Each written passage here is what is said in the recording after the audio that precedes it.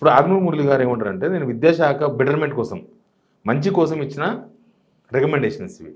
అంటే విద్యను ఏదో మార్చాలి, నేను గతంలో ఏపీలో నాడు నేడు పనిచేసి వచ్చిన, ఇక్కడ కూడా చేస్తా, అక్కడ మస్తు చేసిన అని చెప్తున్నాడు. అయితే నేను ఏం చేసినంటే అక్కడ సేమ్ ఇట్లాంటి స్కీమే అక్కడ కూడా ఒక నివేదిక ఇచ్చిండు, ఒక జియో తీసింది గవర్నమెంట్ 117 జియో అక్కడ ఏపీలో తీస్తే ఏం చేసిన ఇట్లానే అన్ని స్కూళ్ళు తీసేయాలి, అలా కలపాలి, ఒక స్కూల్ స్ట్రెంగ్ చేయాలి అని చెప్పిండు. కానీ అట్లా అక్కడ జగన్ అట్లా చేయలే.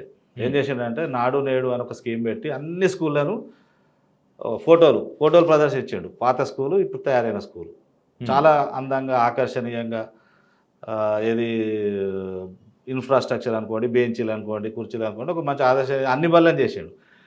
ఈ జియోని అవేన్స్లో పెట్టిండు ఆయన. ఈయన చెప్పిన పక్కన పడేసిండు. ఈ జియోని అవేన్స్లో పెట్టిండు, ఈయన చెప్పిన పక్కన పడేసిండు. ఇప్పుడు ఈ టీడీపీ గవర్నమెంట్ వచ్చి రద్దు చేసింది ఆ జియోను. ఓకే, రద్దు చేసింది లేదు. ఈ కమిటీ అక్కడ ఈ కమిటీ ఇంప్లిమెంటేషన్స్ జీరో పక్క పడేసింది కాబట్టి ఆయనతో బళ్ళు ఉన్నాయి ఆడ. నాకు తెలిసి ఈ గవర్నమెంట్ కూడా దీన్ని ఏదో తీసుకొని ఏదో చేస్తారైతే నేను అనుకుంటలేను. కానీ అక్కడ ఏదో ఇంగ్లీష్లో మాట్లాడే పిల్లలు అనంతరం చూసినాం కదా, బెండపూడి స్కూలా ఏంటది, ఇంగ్లీష్ మీడియంలో పిల్లలు బాగా ఫుల్ ఉన్నారు. గవర్నమెంట్ స్కూల్లో ఇప్పుడు తెలంగాణలో లేరా సార్? తెలంగాణలో ఇంగ్లీష్లో స్పీచ్ అద్భుతంగా అన్ని బళ్ళు తిరుగుతుంటాయి కదా రిటైర్మెంట్లో, వాళ్ళ టీచర్ గురించి వాళ్ళు అద్భుతంగా మాట్లాడుతున్నారు.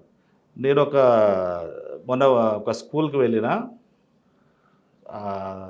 అదే జిల్లా మహబూబ్నగర్లో జడ్చెర్లలో ప్రైమరీ స్కూల్ పిల్లలు అద్భుతంగా ఇంగ్లీష్లో స్పీచ్ ఇచ్చారు. చూడకుండా తడబాటు లేకుండా 5వ తరగతి పిల్లలు వాళ్ళ టీచర్ గురించి ఇంగ్లీష్లో చాలా చక్కగా, అసలు నేను వండర్ అయిపోయినా. తెలంగాణలో కూడా చాలా స్కూళ్ళల్లో, గవర్నమెంట్ స్కూళ్ళల్లో ఇంగ్లీష్లో ఫ్లూయెంట్గా మాట్లాడే పిల్లలు ఉన్నారు. దాంట్లో మాట్లాడతారు. వాళ్ళు ఇంగ్లీష్ మీడియం చెప్పినాక వాళ్ళు మాట్లాడకుండా ఎందుకుంటారు? ప్రతి ఒక్కరు సొంతం కాదు కదా. గవర్నమెంట్ స్కూల్లో చదివితే మాత్రం ఎందుకు ఇచ్చింటాడు ఆర్మూర్ మురళి ఈ రిపోర్టు? అంటే సాధ్యం అవుతుందో కాదో తెలియని డౌట్లు ఉన్నది, లేకపోతే కాంట్రవర్షియల్గా ఉన్నది అంటే ఆయన ఏం చేసిండంటే ఆయన పరిధిలో లేని అంశాలను కూడా తీసుకున్నాడు. ఇప్పుడు ఒక టీచర్కు ఇప్పుడు ఆయన ఏమంటుండు, డిఈడిని తీసేయాలని, తర్వాత బీఈడి ప్రైమరీ, పీఈడి సెకండరీ పెట్టాలంటుండు. అది స్టేట్ గవర్నమెంట్ చేతిలో లేదు పెట్టేది. ఎన్సిటిఈ ఇప్పుడు మేము టెట్ ఒక చిన్న మాట వాడు రాసినంత చట్టంలో ఇప్పుడు మేము ఎంత సఫర్ అవుతున్నాం, దాన్ని ఎవరేం చేయలేకపోతున్నారు. మళ్ళీ పార్లమెంట్ పోయినా కూడా టెట్ రాయాల్సిందే అంటే మొన్న మేము ఈయన విద్యాశాఖ మంత్రి ఆయన కలిస్తే కూడా ఇప్పుడు ఆయన దీన్ని మార్చాలంటే పార్లమెంట్లో చట్టం చేయాలి. ఇప్పుడు ఆ ఒక లైన్ మార్చాలన్నా కూడా పార్లమెంట్లో చట్టం చేస్తే అవుతుంది.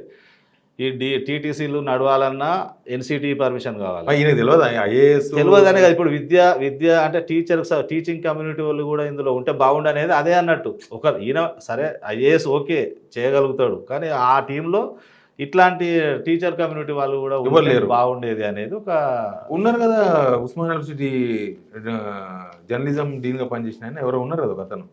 నాకైతే ఎప్పుడు టీచర్లు ఇవ్వలేదు, వర్కింగ్ టీచర్లు ఇవ్వలేదు. టీచర్స్ అయితే ఎవరు అడగలేదు మీరు గవర్నమెంట్ను, మమ్మల్ని కూడా పెట్టండి మా గురించి రాస్తున్నప్పుడు అని.